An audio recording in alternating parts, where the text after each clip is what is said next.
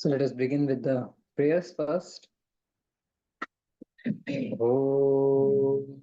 Ajnanatirandhasya Jnananjanashalakaya Chakshurunmilitam Yena Tasmai Shri Gurave Namaha. Namo Vishnupadaya Krishna Prestaya Bhutale Srimate Bhaktivedanta Swami Niti Namine Namaste Saraswate Deve Gauravani Pracharine Nirvishesha Shunyavadi Paschatya Deshatarine जय श्री कृष्ण चैतन्य प्रभु नित्यानंदा श्री अद्वैत गदाधर शिवासादि गौर भक्त वृंदा हरे Krishna Krishna Krishna Hare Hare Hare Ram Ram Ram Hare Hare Hare Krishna Krishna Krishna Hare Hare Hare Ram Ram Ram Hare Hare Hare Krishna Krishna Krishna Hare Hare Hare Ram Ram Ram Hare Hare Hare Krishna. Welcome everyone for joining us for this Srimad Bhagavatam Life Lessons class. And we are into the ninth episode of this section of the Srimad Bhagavatam, Daksha, Shiva, Sati intrigue which had happened. So we are into the ninth episode, and probably we'll take one more episode to conclude this discussion. But this goes on to show how much extensive and expansive the scope of Bhagavatam is. Like just one story of the Bhagavatam could go on for 10, 20 hours. So how many hours will it take? So there are more than I counted one time. So there are around 108 stories in the Srimad Bhagavatam and more actually. So for these 108 stories, if we calculate like that, we have more than 1,000 plus hours of discussion. If we keep doing discussion 1 hour every day, then it will take us 3 hours, 3 years. Yeah. So yes, Srimad Bhagavatam is full of uh, beautiful philosophy and meaning. So let's begin today's discussion. So where were we? Last time we had discussion on overcoming fault finding, and Sati has arrived at Daksha's sacrifice, and she gets a very cold response from Daksha and his followers. And these followers are basically trying to toe the line of Daksha to please and appease him. And whereas the sisters, mother, and aunts of Sati, they can't restrict their emotions by this artificial means of appeasing Daksha. So they very lovingly and enthusiastically welcome Sati, but her eyes are fixed on Daksha. That how is he indifferent to her and neglectful to her and disrespectful to Lord Shiva. And that is something which really pains her heart very deeply because she had come here leaving behind the most loving and exalted Lord Shiva with a hope that here there would be, Daksha might have changed. And but this is far from what has happened. So now, so Sati began her response to Daksha's behavior, saying that in the 11th verse we discussed that how Lord Shiva is the most beloved of all living entities. He has no rival, no one is very dear to him, and no one is his enemy. No one but you could be envious of such a universal being who is free from all enmity. And then she talks about the different gradations of sadhus and asadhus. Hmm. The asadhus, they are searching for faults, they focus on faults, they magnify faults, and they invent faults. Whereas sadhus, they search for the good qualities, they focus on the good qualities, they magnify whatever good one has, and they invent good qualities even if they are not there. And they pray that the person manifests these good qualities. So we had discussion about that, and uh, and also basically it is not possible to see the good in others just by mental adjustment. Hmm. By mental adjustment, just to make ourselves peaceful. Hmm. When we get too flared up seeing the faults of others, then we tell ours, जाने दो अपने को क्या. Hmm. But how much can we uh, pacify ourselves with mental adjustment? So it is only possible to really see the true good qualities in others when we have a spiritual vision. Vidya Vinay Sampanne Brahmani Gavi Hasine Suni Chaiva Swapake Cha Pandita Samadarshana. When you see through the external layers of the body and the mind, that there is the pure spirit soul behind all of this curtain of the body and the mind, behind the facade of the body and the mind, there is a sincere, simple, loving soul, a part and parcel of Krishna, but who is currently conditioned and covered up. So that vision is the only window, is the only lens which can actually help us see the good qualities. So, having discussed that, let us now proceed to what happens next. What all does she present to Daksha? In the 13th verse, she says, it is not wonderful for persons who have accepted the transient material body as a self to engage always in deriding great souls. Hmm? Very much congruent to what we spoke.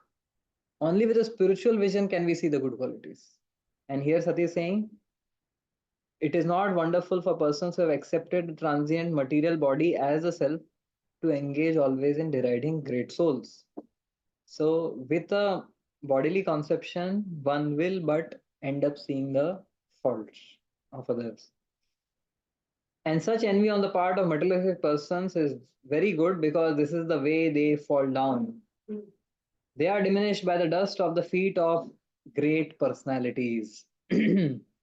So, this is very interesting here. And Prabhupada writes a very beautiful purport to this verse. He says, so here basically Sati is saying that when these materialistic people they offend great personalities, eventually what happens is these blasphemous people they fall down. But how? The great souls we had just discussed, they don't see the faults, they only see good qualities. They are very forgiving, they are very compassionate. So when they won't take any grudge or offense to the insults done by these materialistic people, how is it that they fall down? So if they are being offended and insulted, but they don't take any offense to that, they are forgiving. इन्होंने forgive कर दिया तो फिर वो कैसे उनको उसका reaction कैसे मिल रहा है? That is the question, right?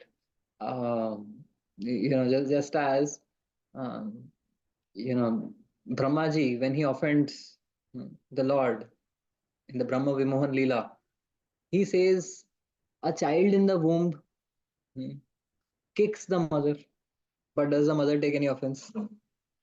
No. Hmm. So, so similarly, oh Lord, you will not take offense because I am just like a child in the womb. So the great personalities, they are like the mother who won't take offense, who won't harm. So who is going to harm these people who are offenders? Justice कौन देगा? आपकी अदालत, ऋषभ. उनका कर्म फल, but अपराध का जो फल होता है वो कर्म फल से कहीं ज्यादा भारी होता पड़ता है। किसी भक्त को अपराध करना is much more harmful and vicious than just committing some sinful activities. Because when you, it is like when someone, commits a crime, a thievery, मतलब किसी ने कोई चोरी की है, तो उसको उसकी सजा मिलेगी, ठीक है। लेकिन अगर किसी ने प्राइम मिनिस्टर में घर जाके के घर में जाके चोरी की, हम्म तो शायद उसको, मतलब उसको बहुत ज्यादा सीवियर सजा मिल सकती है, because then he is breach of security of this prime minister is done. So when someone offends a Vaishnava, that is a very serious crime, जो फिर it which is not, उसका ट्रायल फिर normal court में नहीं चलता है, फिर भगवान खुद ही हाथ में ले लेते हैं वो case. So here basically Sati is saying that although these great personalities won't take any offense, but the dust of their lotus feet takes offense. जो शुद्ध भक्तों के चरण की जो रेणु है, रज है, वो उस अपराध को क्षमा नहीं करती। तो शुद्ध भक्त क्षमा कर देंगे, लेकिन उनके चरणों की जो रज है वो अपराध को क्षमा नहीं करती। तो Prabhupada gives a very beautiful example which is very logical here. So he says everything depends on the strength of the recipient. For example, due to the scorching sunshine, many vegetables and flowers dry up.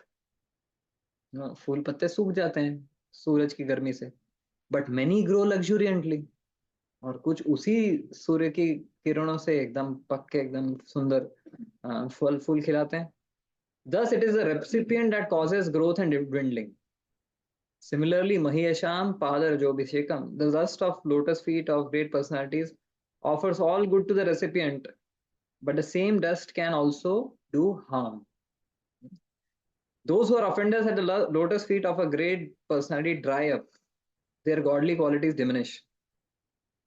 A great soul may forgive offenses, but Krishna does not excuse offenses to the dust of that great soul's feet. Just as, very important example, just as one can tolerate the scorching sunshine on one's head, but cannot tolerate the scorching sunshine on one's feet. Experience किया है, sir पे धूप पड़ रही है, लेकिन if you are, last year we had gone for this yatra to Dwarka Dham, and there are, beaches there. So we were just traveling, and बस बीच में रुका, एक बीच के ऊपर गए, बहुत सुंदर बीच था. So like we were moving around, but then as soon as we touched the dust of the beach, can't you know can't bear that. So that's how it is.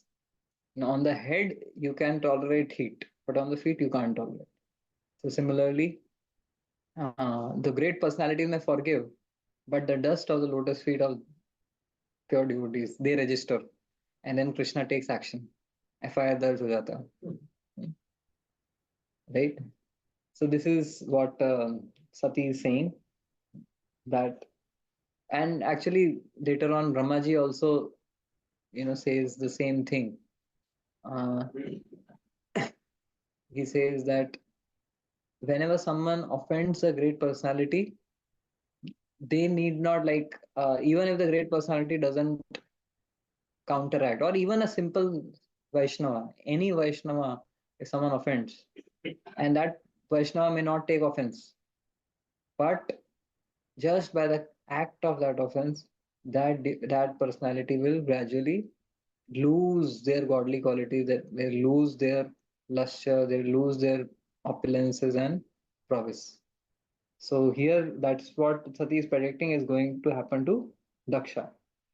So now this has been mentioned in the Bhagavatam not to scare us from Vaishnava. अरे यार इन लोगों से दूर ही रहते हैं.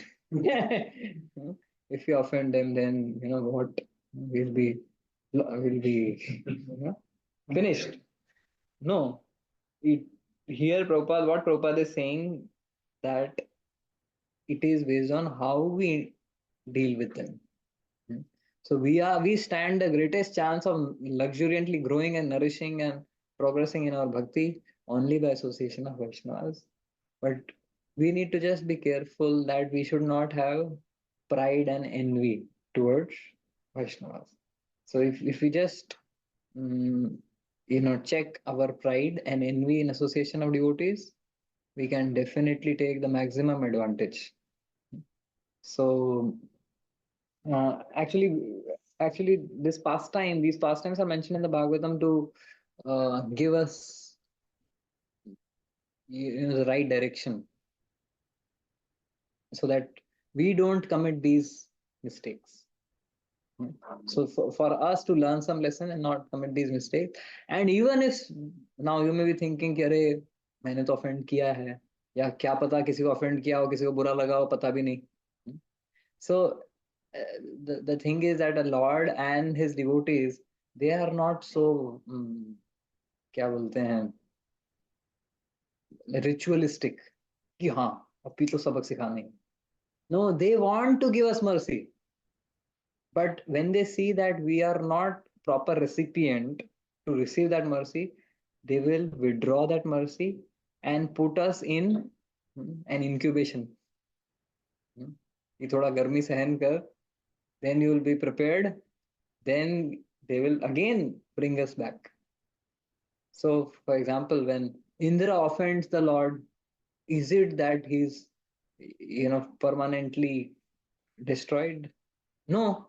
He goes to Brahmaji. Brahmaji asks him to take shelter of Surbi, mother cow.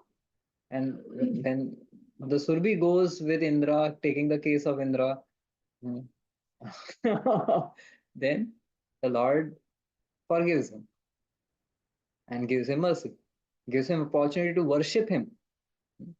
So therefore, there is no diminution or loss on the path of bhakti, but it is just that Radhanath Swami Maharaj, he said in one lecture, so when one commits offense, what happens? The treasure house is there. The principle that no progress in bhakti is ever lost, that principle always holds true.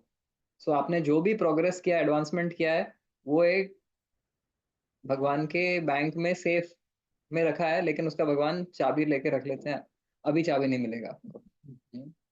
Until you learn the lesson, you are not going to get the key. So much so that you forget also कि अरे मेरे पास वो खजाना है. But then when in sufficient time the person realizes and from reforms himself, then Krishna suddenly gives the key and says, अरे इतना बड़ा bank balance है, right? So it's always hopeful. Krishna Bhakti is always hope giving. In any other endeavor, uh, when people take up some grudges or revenge fantasies, it continues on and on for the entire life, even passes on to the next generation. But in bhakti ऐसा नहीं है कि भगवान अब तो इससे revenge लूंगा मैं, या अभी तो इसको मैं दिखाऊं. So if he goes into that mood, तब तो फिर then what he can do? But he is not like us. He is the most merciful Lord, right? He is always looking for opportunities for us to come back to him. So that is something which we can take hope from. And in fact, this glories of the dust of lotus feet of devotees has been mentioned in the Bhagavatam and other places also. Bharat Maharaj, he's talking to Jad Bharat is talking to King Rahugana in the 5th canto, and there he says, Rahuganaita tapasa nayati na ijjaya nirvapanad grahadva na chandasa naiva jalagni suryo vina mahatpada rajo bhishekam. So Jad Bharat, he is giving spiritual knowledge to Rahugana, King Rahugana, and then he tells Rahugana that, oh, King Rahugana, what is the way for spiritual emancipation? What is the way for perfecting one's life? So he says, what do you think? What are your guesses? Rahugana says, maybe tapasya. I have seen yogis perform great tapasya. Maybe I can achieve it by tapasya. No, tapasa na yati. Oh, then maybe worshipping the devatas because they have great powers. By worshipping nacha ijjaya, by worship you cannot attain spiritual perfection. Uh, then maybe by studying the Vedas, na chandasa, by reading the entire, if you read the entire Vedic literature, memorize, analyze, write commentaries, you cannot attain spiritual perfection. Okay, then uh, Jalagni Suryo by performing ritualistic ceremonies, yagyas, etc. No. Then what? The answer is Vina Mahatpada Jobishekam. Without smearing the dust of the lotus feet of devotees on one's head, without bathing with the dust of the lotus feet of devotees, it is not possible to attain spiritual perfection. Hmm. Means taking shelter of great devotees. So basically, bathing in the dust of lotus feet of devotees essentially means taking shelter of devotees. Taking shelter of devotees means uh, what does shelter mean? Guidance. Okay, when you think of roti, kapda, makan, food, clothing, and shelter, what does shelter mean? Getting under the shadow of. Okay. Um, how do you feel when you go to your home? When when you are in the scorching heat outside, वहां पे आपका बस वाले से झगड़ा हुआ है, आपका कॉलेज में किसी से अनबन हो गई है, and then your mood is off, and you come, अरे सब लोग ऐसे ही, and then you come home desperately, and at home you hear some sweet loving words from your mother, and that is enough to evaporate all the misgivings, right? So Sarang, you wanted to share something. I was just thinking of sharing my guess. Taking Hmm. shelter would be submissively rendering service and asking for instructions to follow to that particular devotee. Yes, that this is a byproduct. Okay. Taking shelter is a feeling, is an emotion, and a result of an emotion is an action. So the emotion of taking shelter is that I trust this person. Yes. I trust this parampara. And because at home, when you're outside, there is a lot of mistrust and distrust. आपको सब चीज में भावतोल करना पड़ता है. You can't just go and trust anyone for anything. लेकिन घर में आते हो तो, and that gives you a lot of strain and stress. You feel strained throughout the day because with everyone your radar is on.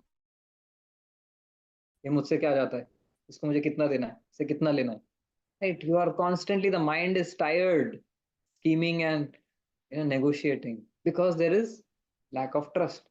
But home is a place where you have complete trust कि ये जो बोलेंगे वो सही है मेरे भले के लिए, बस उससे ज्यादा मुझे कुछ सोचना ही नहीं. So this feeling is what we should have when we come to our eternal home. Because जो हम home समझ रहे हैं वो भी हमारा home नहीं है permanently, right? Our real eternal home is Krishna's home, Prabhupada's home, which he has built for the whole world. So in association of devotees, we should feel that this is a place where I'm most safe, secure, and I can trust. So when you have that feeling, then automatically you are ready to do whatever instructions or guidance or directions are provided. Yes, Adya, you wanted to share something. Actually, I have a question, and I'm going to be very honest. I suffer from this, like duplicity. So, when you're seeking association of devotees, sometimes you tend to hide your anarthas, and when you're not in association of devotees, I tend to act like a different person. And Mahaprabhu is Pati Tapavan, not Kapati Tapavan, and that makes me feel ki Mahaprabhu won't accept me, and I want to get rid of this duplicity. So, any advice for that? Oh, Krishna. Thank you, Adya, for with so much simplicity asking this question about duplicity. But I don't think someone who can ask this question will have much of it. But still, for the benefit of all of us, just for trigger for discussion. mm, um, so basically, what she's saying that many times we have a different avatar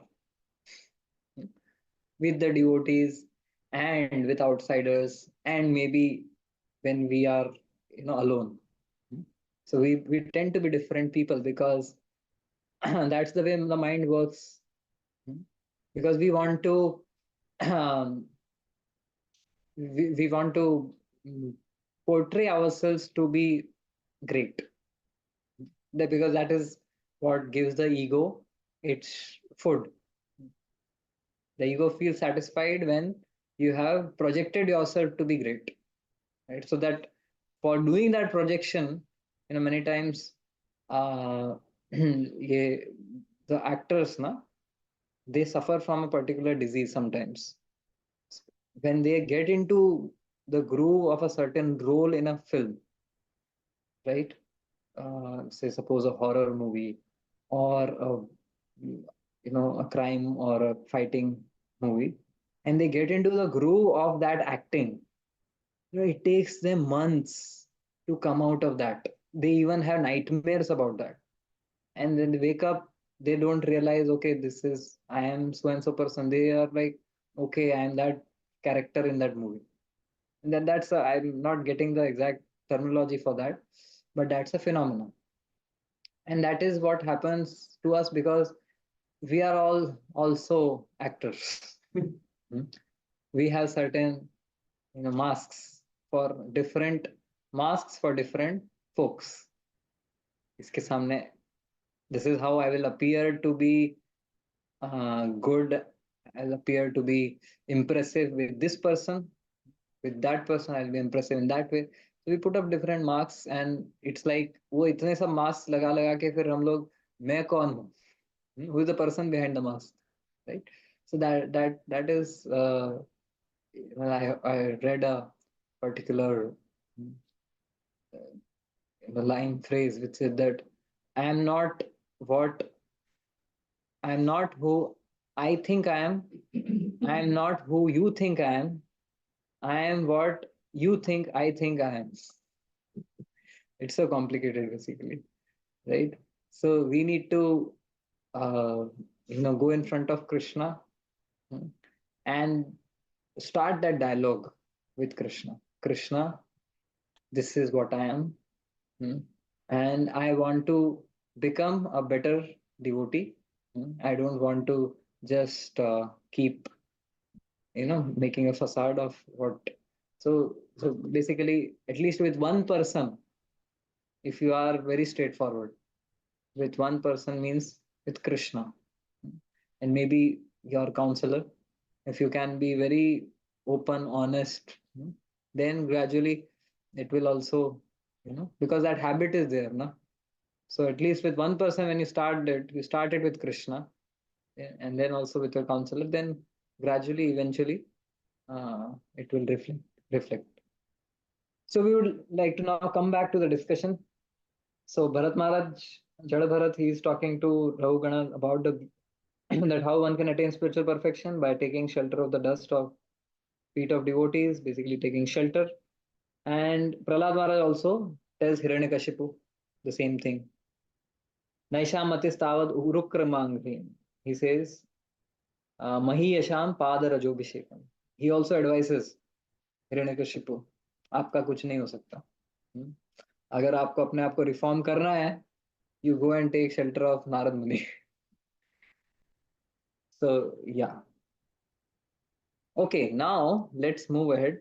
Uh, from the 14th to 16th verse, she actually sings glories of Lord Shiva. Hmm.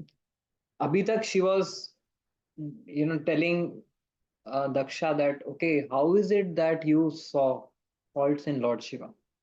Because you have a faulty vision. You have a vision of a sadhu who is searching for, focusing on magnifying and inventing faults. So she, actually presented the flaw in Daksha's vision. But now she is giving him the glorious vision of Lord Shiva, who Lord Shiva is. From the 14th to 16th verse, she says, my dear father, you are committing the greatest offense by envying Lord Shiva, whose very name, consisting of two syllables, Shi and Va, purifies one of all sinful activities. मतलब केवल भगवान शिव का नाम किसी को अपने सब पापों से मुक्त कर सकता है. His order is never neglected. Lord Shiva is always pure and no one but you envies him. So the word Shiva means mangal or auspicious. जो सबसे मंगलमय है उसको उनको आपने अमंगलकारी घोषित कर दिया है कि he is staying in a crematorium, he is smearing himself with the ashes, he is wearing a garland of skulls, and he has ghosts and hobgoblins all around him. So Daksha is seeing inauspicious from a material perspective. Hmm. But from the spiritual perspective, Lord Shiva is the most auspicious. Hmm. In fact, he creates all auspiciousness, even for these ghosts and hobgoblins. जिनके लिए कोई उनके जीवन में कोई भी लाभ और शुभ नहीं ला सकता, उनके जीवन में भगवान शिव शुभ लाभ लेके आ जाते हैं. So auspicious life begins with spiritual identification. मतलब many times people talk ना कि भाई हमको शुभ लाभ चाहिए जीवन में, घर के बाहर भी लिख के रखते हैं शुभ लाभ, शुभ हो, अरे शुभ शुभ कहो, मेरे जीवन में हर कुछ शुभ होना चाहिए. And what is this concept of Shubh? Good things. Good things should happen to me, right? So we have this anxiety that, everything, अरे दही शक्कर खा के जा, एग्जाम के लिए जा रहा है, सब अच्छा हो, सब शुभ शुभ हो, right? So we judge auspiciousness from material perspective. I get name, fame, prosperity, all of those things. But actually auspiciousness means, auspiciousness, we connect auspiciousness in terms of good health, wealth, all of those things. But what is auspicious in this body? When the soul leaves the body, does anyone like to touch the body or sit close to the body? No. Even the most loving relatives, they say, अरे नहीं नहीं, जल्दी कर दो, क्रियाक्रम जल्दी कर दो, डर लगता है, अच्छी बात नहीं है. क्यों? अभी वही शरीर जो बहुत, जिसके पीछे इतना मोह था. So was the auspiciousness there in the body? Actually, in the body there is no auspiciousness. So where was the auspiciousness coming from? From the soul. So the auspiciousness is not in the body. Auspiciousness is in the soul. Whereas we think of auspiciousness in terms of bodily achievements. But auspiciousness is in spiritual achievements. So Lord Shiva helps, one have a spiritual identification. He's always chanting the name of Lord Ram, right, and teaching us. So what did you decide? What was the last one? Lord Shiva helps us create spiritual identification. He's always chanting the name of Lord Ram, spiritual auspiciousness. So, so in this way, then the next verse, she's saying, you are envious of Lord Shiva, who is the friend of all living entities within the three worlds.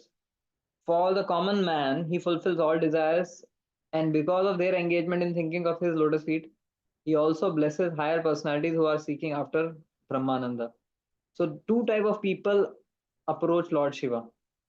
One, the ordinary materialistic people who are just looking for dhanam dehi, janam dehi, पैसा चाहिए चाहिए. तो उनके लिए ही आशुतोष, जल्दी से ये ले जा, chhod mera picha. And those who are looking for Brahmananda or impersonal liberation, Lord Shiva blesses them also. But those who are interested in bhakti, Lord Shiva is most pleased when someone wants the bhakti of the Lord. And he being the greatest devotee, he actually dances, seeing someone perform bhakti. Okay, so now she's saying a very interesting thing. She says, do you think that greater, more respectable personalities than you, such as Lord Brahma, do not know this inauspicious person who goes by the name Shiva? कि आपको आपके ज्ञान में इतना घमंड था, आपने ये भी नहीं सोचा कि ये बाकी जो बड़े बड़े देवता हैं, ब्रह्मा जी हैं, वो इनको आदर क्यों देते हैं? He associates with the demons in the crematorium. His locks of hair are scattered all over his body. He's garlanded with human skulls and smeared with ashes from crematorium. But in spite of all these inauspicious qualities, great personalities like Brahma honor him by accepting the flowers offered to his lotus feet and placing them with great respect on their heads. कुछ तो सोचा होता, ब्रह्मा जी भला इनके पैरों में फूल अर्पित करके क्यों अपने सर पे रखेंगे? At least you should have confirmed your judgment with some great personality, right? So वो कहते हैं ना, fools rush in where angels fear to tread. So we are many times very quick in jumping to conclusions and making judgments. हाँ, ये ऐसा ही है, इसको मैंने ये लेबल दे दिया है, ये ऐसा ही है. And we don't actually stop to maybe check, but this senior devotee is having such a good opinion about this person. Maybe there's a side of this person which I have not seen. So it's always good to have some self doubt. I am not perfect, I may make mistakes, so let me confirm with someone who is more knowledgeable or mature. So in this way, basically, she is presenting the glories of Lord Shiva. Right? Lord Shiva is creating auspiciousness for everyone. He is giving benedictions. He is respected by Brahma ji and other great devatas. So she is actually counting the glories of Lord Shiva. Then 17th to 18th verse, these two verses, she says, how should one respond when one happens to hear blasphemy or criticism of others, especially great devotees? When one hears, what should one do? So she says, if one hears an irresponsible person blaspheme the master and controller of religion, one should block his ears and go away if unable to punish him. But if one is able to punish, then one should force cut out the blasphemous tongue and kill the offender. And after that, one should give up his own life. So basically, Prabhupada writes that, different people, based on what their varna is. If someone is a Brahmana, they should just close their eyes and close their ears and run away. Or if they have power to argue, they should argue and defeat the other person. But when one is a Kshatriya, then they should not. They have a sword in their hand. किसके लिए? इसके लिए to fight it out when someone is blaspheming the Supreme Lord or his devotees. But anyways, in Kali Yuga, no one is a Kshatriya. So better we close our ears and leave that place, or if possible, we debate and defeat the other person. So Sati essentially decides to commit suicide. She give up her own life. But what is important here is to note that we should see this is a very radical instruction. Now we should also understand what is the state of mind of Sati. She is giving this that one should kill the other person, but what is the state of mind and space from which she is coming? For us, we need a step down transformer. For us, it is enough to understand that I should not take interest in hearing criticism of others, especially devotees. है ना? So that much is enough for us. No need to cut off the tongue or fight with the other person. वहां से निकल जाओ. अब हमारा problem क्या है? We try to provoke people. You know, I have seen even if someone glorifies, कि अरे this person is really very sincere. उसका वो साइड के बारे में क्या कहना है आपका? Just to provoke कि यार ये तो ठीक है, तो उसका कुछ नेगेटिव बताओ. Right? So we are eager to hear the negative and the criticism. So at least what we can learn from this is we should develop deterrence and we should develop distaste for hearing about criticism. हमको नहीं सुनना है, हमको अपना consciousness को pollute नहीं करना है. Like we discussed last time that just as the body is made up of the food that we eat, the mind is made of the thoughts that we take in.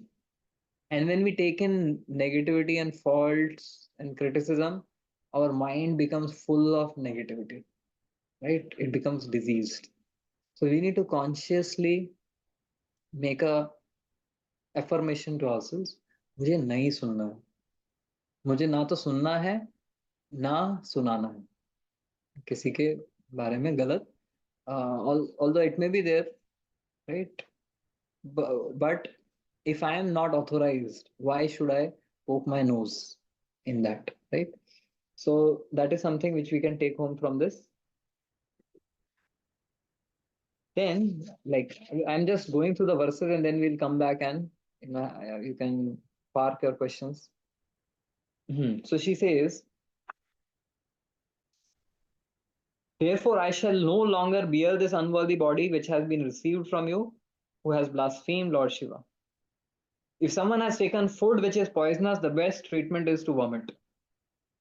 Food poisoning हो गया तो vomit कर दो. So this body is a poison which I have received because it has come from you. So I want to vomit. Basically, I want to annihilate this body. Now she then continues, like for 3 more verses, she continues her arguments, and she says that, oh my dear father Daksha, what was the problem with you? Ultimately, Lord Shiva didn't stand up. That was your only problem, no? But why are you comparing Lord Shiva with any Tom, Dick, Harry? He is not supposed to stand. He's of a different cadre. He is of a different order. He is not like ordinary devatas. He is Mahadev, right? So she speaks a very beautiful verse. Na vedavada nanuvartate mati swaiva loke ramato mahamune yathagatir dev manushyayo prathak swaiva dharme na param shipe sthita. So she says that the devatas, they travel in the sky. Humans travel on earth. So when you are traveling and there is a traffic light, green, red, orange, right? So then when there is red light, you are supposed to stop. But a plane is flying in the sky. वो बोले अरे रोक रोक रोक, red light है, कहाँ जा रहा है भाई? वो सिग्नल उसके लिए नहीं है. You can't impose the traffic signal of the road to the flight in the sky. So she's saying, the conventional moral principles which are meant for mortals, you can't apply it to Lord Shiva. So she says that वो traffic signal airplane पे मत apply करो. So that's what has happened. So the scriptural injunctions which are provided, they are given as per adhikar. What is the qualification? So there are 3 types of adhikar: karma adhikar, jnana adhikar, and bhakti adhikar. Right? So we won't go into the details of that. But as per one's adhikar, the different instructions are given. So for a devotee who is a bhakti adhikari, he need not perform all the rituals of karma kand. As Madhvendra Puri, he says that uh, Sandhya Vandam Bhadramastu, that my obeisances to all the rituals. So I am just fully satisfied taking shelter of the lotus feet of Mukunda. So so depending on the adhikar, the injunctions are given. And then she says, it is better to execute one's own duty than to criticize others. Elevated transcendentalists may sometimes forego the rules and regulations of Vedas since they do not need to follow them, just as demigods travel in space, whereas ordinary men travel on the surface of earth. And then in the 21st verse, she says, anyhow, your another accusation was Lord Shiva. He's a poor, wretched guy roaming around in the crematorium, whereas I am an opulent, powerful Prajapati. So she says, my dear father, the opulence we possess, which means Lord Shiva and Sati, is impossible for either you or your flatterers to even imagine. For persons who engage in fruitive activities by performing great sacrifices are concerned with satisfying their bodily necessities by eating foodstuff offered as a sacrifice, we can exhibit our opulences simply by desiring to do so. This can be achieved only by great personalities who are renounced, self-realized souls. So she says that don't compare your opulence with the opulence of Lord Shiva. Externally, Lord Shiva may be in the crematorium, but if he just desires, he can create grand castles and palaces, which actually happened. So there is a story that once, now this is with Parvati, Sati's next incarnation as Parvati. So Parvati says, we are just, Lord Shiva, we are, for our dwelling, we just have this Kailash mountain, which is a ice capped mountain. And of course, there is vegetation and all, but we don't have any shelter or a nice house. So why don't you? It's my desire that you produce a nice house where we can stay. So Lord Shiva, just by his desiring, creates a beautiful mystical palace, which is so grand, which is so opulent, which is so majestic that Parvati is really amazed. And then Graha Pravesh में सबको बुलाना पड़ेगा. So they call all the devatas and everyone comes and partakes of the feast which was prepared. Graha Pravesh हो गया. And then, Lord Shiva is giving in charity. People are leaving. Anyone who is coming, Lord Shiva is giving something. Although he doesn't have anything. By his mystic opulence, he's giving gifts and charity. And then finally, some sages, as a habit, probably, they come late. Hmm? And everyone has already left. And Lord Shiva feeds them and then thinks what to gift them. क्या दें इनको gift? मैं तो सब कुछ exhaust कर दिया. Maybe I'll give you this palace. Take this palace. और फिर से बन गए फकीर. So this is the opulence of Lord Shiva. If he desires, he can create a grand palace. He can create a planet. But it is that he doesn't desire. He only desires to chant the names of the Lord. Right? So she's saying, Daksha, you won't understand the opulence of Lord Shiva. It is beyond your syllabus. So having said this, she says, you are an offender at the lotus feet of Lord Shiva, and unfortunately, I have a body produced from yours. I am very much ashamed of our bodily relationship, and I condemn myself because my body is contaminated by a relationship with a person who is an offender at the lotus feet of the great personalities. So, let us just complete last verse, 23rd verse. And she says, because of our family relationship, when Lord Shiva addresses me as Dakshayani, I at once become morose and my jolliness and my smile at once disappear. I feel very much sorry that my body, which is just like a bag, has been produced by you. I shall therefore give it up. Hmm? So she desires to give up her body. And then Maitreya Muni tells, while thus speaking to her father, Sati sat down on the ground facing north.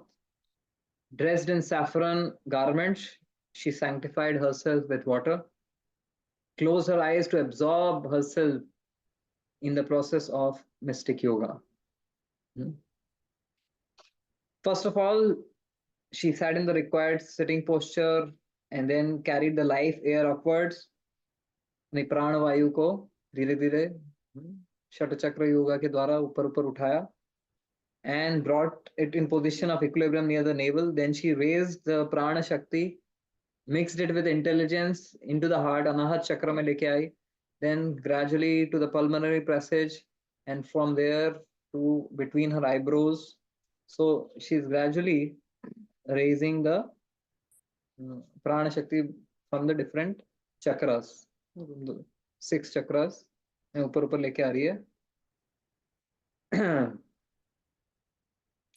And then she started meditating on the fiery air in the body. She concentrated all her meditation on the holy lotus feet of her husband, Lord Shiva, who is the supreme spiritual master of the world. Thus, she became completely cleansed of all taints of sin and quit her body in a blazing fire by meditation on the fiery elements. When Sati annihilated her body in anger, there was a tumultuous roar all through the universe. Why? Why had Sati, the wife of the most respectable demigod Lord Shiva, quit her body in such a abrupt manner? It was astonishing that Daksha, the maintainer of all living entities, Prajapati, maintainer of all living entities, could not even maintain his own daughter. So this is how everyone is condemning and is aghast, left aghast at seeing this. How did this happen? So isme, in whatever discussion we had today, two things which are noteworthy is one is the force and the zeal with which Sati countered the criticism of Daksha. All the insults of Daksha, she countered all of them with such zeal and detail. So as a devotee, we should also have that enthusiasm, to that missionary spirit, to present to the world, to present to those who are criticizing or demeaning the spiritual reality or the Lord or the path of bhakti. We should be prepared to give a point by point refutation. That zeal should be there in us. And Radhan Swami Maharaj, he says in the journey home that if you don't have something to die for, if you don't have something worthwhile to die for, you really don't have anything meaningful to live for. So Sati had something worthwhile to die for. To die for spreading the glories of Lord Shiva. To die for defending the position of Lord Shiva. And that gave her new life as Parvati. So for us also, we should have this zeal and mission. We are ready to die for glorifying Krishna. Die for doesn't mean literally die for. We should not act very foolhardily or, but means that mission should be there. Dedication should be there. What all Prabhupada's disciples didn't do to spread the message of Lord Chaitanya. We should also cultivate that zeal, that enthusiasm, that I am an ambassador. That if someone is misrepresenting or someone is criticizing the path of spirituality or bhakti or Bhagavad Gita, I should stand up and present the right meanings. But for that, I first need to myself read the Gita and understand. Then only I can present, right? I should understand the philosophy first. So we can learn from here the missionary spirit of Sati. Hmm. And another thing which you see here, that uh, that now when Sati, finally gave up her body, there was a tumultuous response. Everyone is left aghast. अरे क्या कर दिया, क्या कर दिया? अभी तक क्या कर रहे थे? When Sati was going through all of this, all of these followers of Daksha, they were just, trying to be politically correct, to be diplomatic. Now they are, ये क्या हो गया? So in our surroundings, we also might be observing someone who is going through a lot of difficulty and trauma and challenges. And that time, are we conveniently neglecting? Are we just minding our own business? And maybe tomorrow's, that person may take an adverse decision. So, so that time we can complain, we can say, "Arey, kya kiya?" But we can proactively, see if someone is going through a troubled times, give a helping hand, talk to them, right? So that is also something. And then now the question also which came in the chat, that how is it that in scriptures suicide is not allowed? Then why did Sati commit suicide? So actually, technically, what Sati did was not suicide. This was a karma free suicide. Hmm. Generally, actually, suicide is considered the worst of the crimes, because even it is considered more sinful than killing someone else. When someone kills oneself, it is considered most criminal, because the human body is a great boon of the Lord. Hmm. Human body is such a great gift of the Lord. And you know rather than utilizing it properly, if one destroys it, hmm, that is a big act of ungratitude. You know? So, and when one commits suicide, one doesn't get a body. One has to go into a preta sharir, be a ghost, and keep wandering and suffer because of lack of a body. You have desire but no body. It's a suffering which is hundreds and thousands of times more than the suffering before death. If you're thinking, अरे इतना problem है life में, hmm, यही अच्छा तरीका है, you don't know what suffering awaits. hmm. यहाँ पे तो कुछ कर तो सकते हो, right? And many times we only create a dead end for ourselves.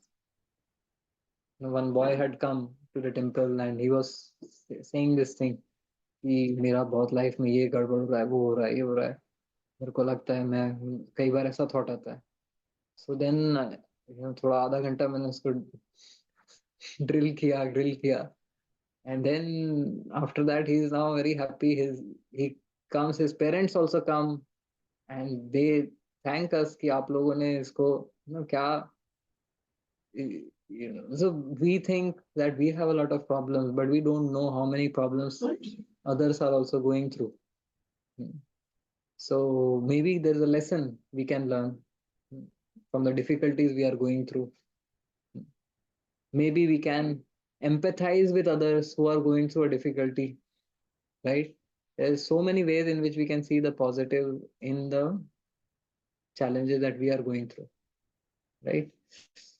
So, so yeah, these are some yeah. So what Sati did was she actually invoked the fiery element in her body, and meditating on Lord Shiva, she invoked that fiery element to purify her this existence and transfer herself. So immediately, the acharyas tell, Chakravarti Thakur tells that immediately she transferred her soul into the womb of Menaka, to become Parvati.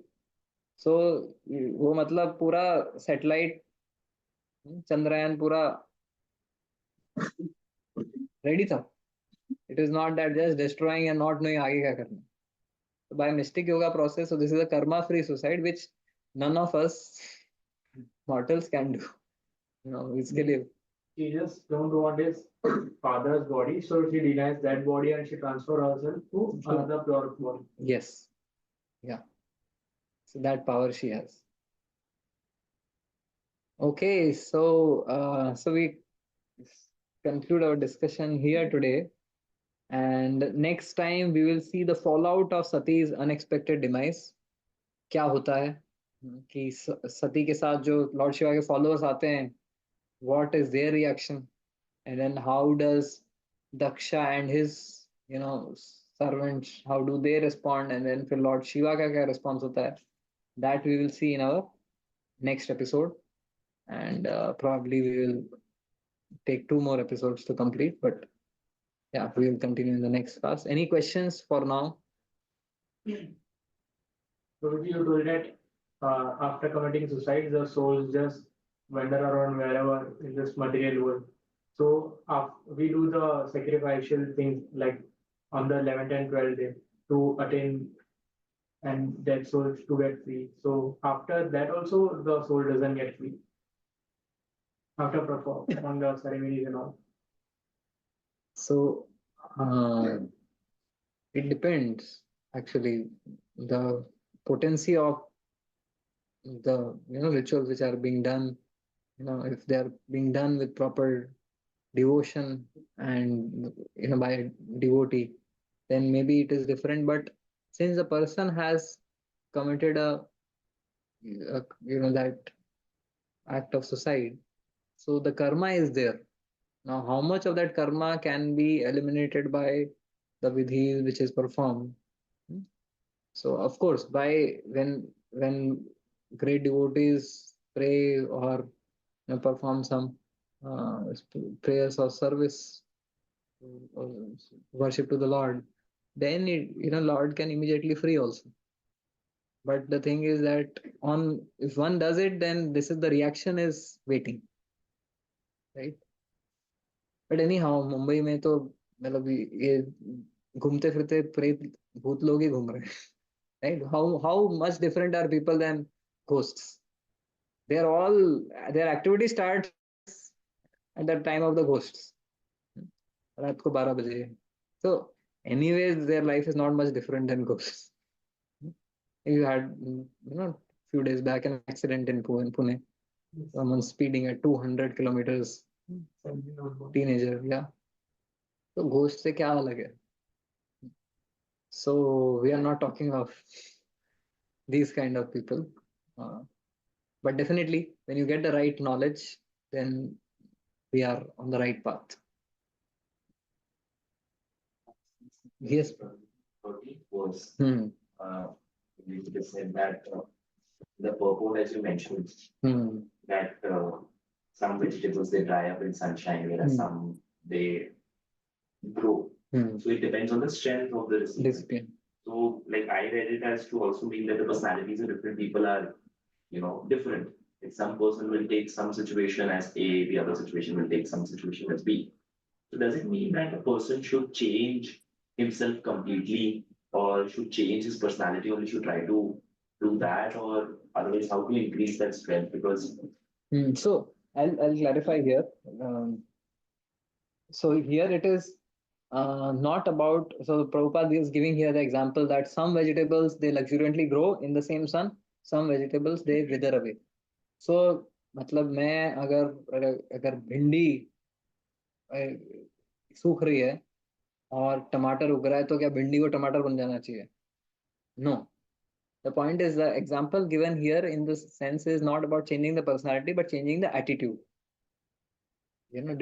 People can have very different behaviors and different personality types, but the attitude should be favorable. So the more like the analogy is presented more on the perspective of attitude. Our attitude should be favorable. Then we'll receive nourishment. But if our attitude is full of suspicion, doubt, disrespect, then the same contact of the same personality can temporarily appear to harm us. So that is the meaning. Thank you. Thank you, Sarang. Thank you, Shubhangi. Thank you, Gopi. Thank you, Vedanti, Mansi, Vedapriya, Eileen, Devraj. Thank you, everyone, for joining. So thank you. Hare Krishna, Krishna Krishna, Hare Hare, Hare Ram, Ram Ram, Hare Hare. Granth Srimad Bhagavatam ki, Krishna Prabhupada ki. Let us all thank His Grace Rasikram Prabhuji by loudly chanting Hari Bol 3 times. Hari Bol, Hari Bol, Hari Bol. Thank you. Thank you so much, Prabhuji, for giving me opportunity to read and share Bhagavatam. Hare Krishna. So for those online, we have no prasadam. For offline, we have. we had prasadam of your words. Hare Hare. Hare Krishna. Hare Krishna.